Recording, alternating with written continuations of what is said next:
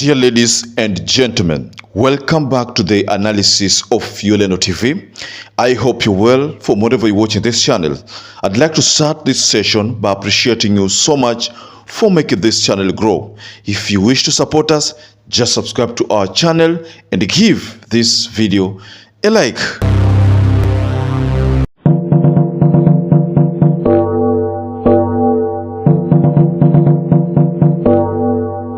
Irungu KANGATA, the famously known as Mtu wa Barua, has decided to do what he did to Uhuru Muigai Kenyatta. Uhuru Muigai Kenyatta was given an open letter from Irungu KANGATA back then during BBI campaign. And in that letter, Irungu had said that Uhuru Muigai Kenyatta was slowly losing the ground and people were not ready for the BBI.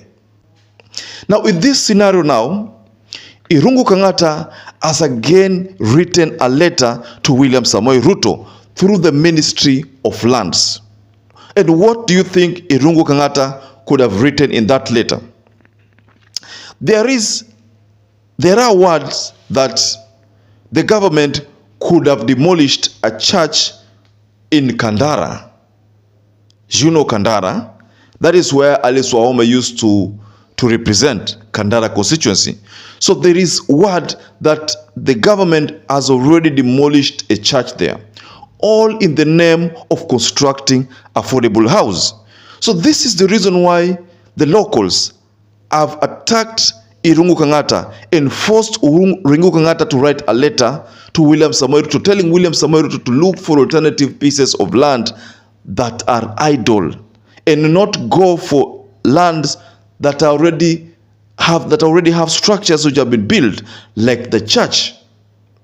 I want to take you back to a story of Mavoko.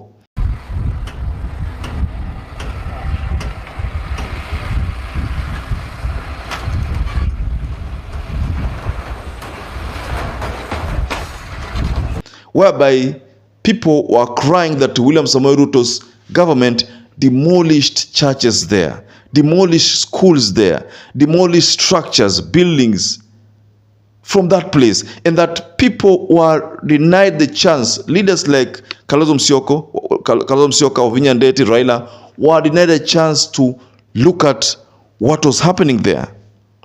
And if you remember very well, Kalonzo Musyoka had to go to court to seek for the stoppage of that demolition. And I think that exercise was stopped.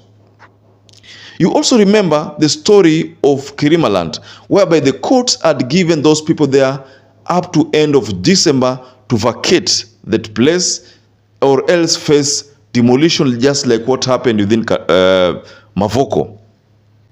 So in this analysis, ladies and gentlemen, I want us to address what Irungu KANGATA has told William Samoei Ruto. He has told William Samoei Ruto that all is not going to be well if you continue demolishing structures. If you continue bringing down structures within Murang'a County, then all is not going to be well. There was a time Rigathi Gachagua was heard or was quoted to have said that he would not entertain any demolition within Nyandarua County. I think that back then there was this ongoing demolition in Mavoko, and it was word that in Kirima, the people there would also experience the same thing that happened to the people within Mavoko.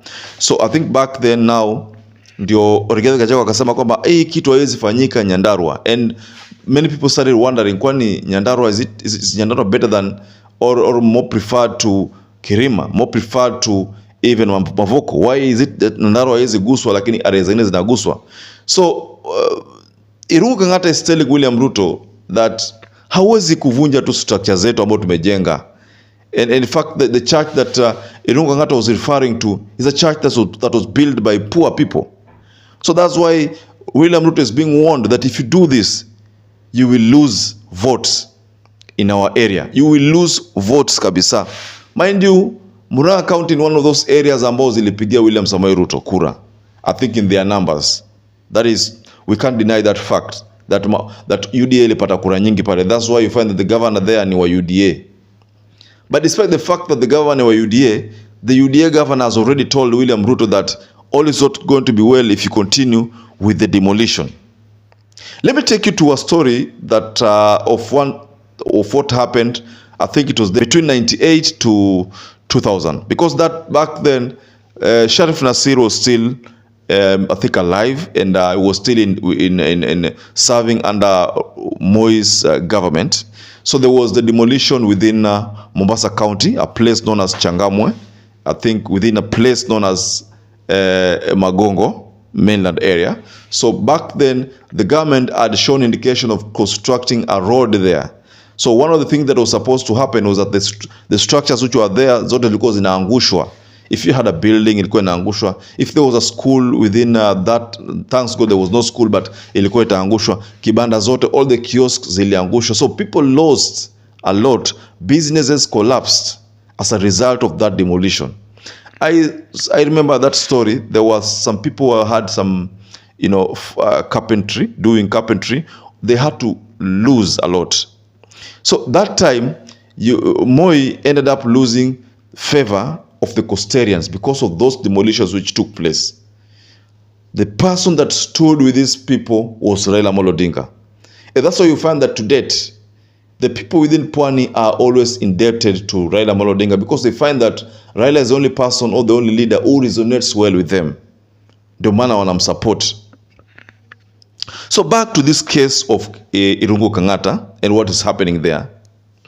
I think William Samoei Ruto amepewa warning kwamba akiendeleza hiyo plan yake ya kuvunja manyumba, kuvunja mashamba, kuvunja kanisa, shule, kuvunja zile areas za kuishi, basi ataachwa kabisa na wale watu wa Murang'a County. I think William Samoei Ruto should not underestimate the people of Murang'a County and think that if he does continue with what he's planning, those people will still vote for him. Those people will not vote for him if he makes that blunder of demolishing that place, the structures there. And I think one of the people who is not going to be happy with this demolition in Gachagua. Mind you, Gachagua has been protecting Mount Kenya. He has been saying that nothing, he will agree to nothing within the Mount Kenya. So naona kama ili swala zima la Gachagua na Mount Kenya haitakuwa sawa kwa William Ruto. Na maybe William Samoei Ruto itamlazimu labda aangalie mara mbili, because hilo swala zima hapo, swala zima la kuvunja zile structure pale, sidhani kama litafurahiwa na Mount Kenya. Na that's the reason why people like Maina Njenga watazidi kupata umaarufu.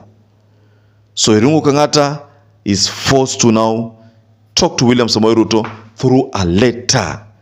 A letter just like akin to what he had written to Uhuru Muigai Kenyatta during days of BBI.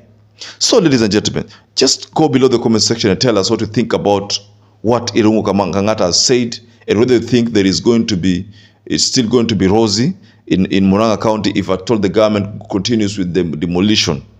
Just tell us below the comment section. But also, I'd like to urge anybody who has not subscribed to this channel to please take 1 second, go down there, there's a button written subscribe, just hit it once. And to those who have supported this channel by subscribing, liking or sharing our videos, I want to say here that I'm forever grateful for that support, because without that support, this channel can't grow. So until you catch up again, stay safe and stay blessed.